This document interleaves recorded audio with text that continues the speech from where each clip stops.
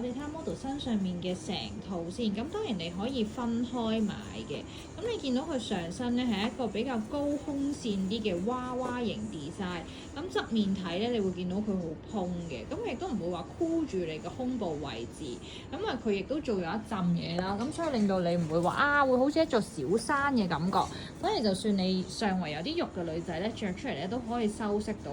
如果你中意着呢種娃娃款嘅衫啦，咁呢款係 OK 嘅。咁佢咧亦都有一條裙咧係配咗你一 set 橡筋腰，亦都係好蓬，同埋佢係完全唔會透嘅一個物料嚟嘅。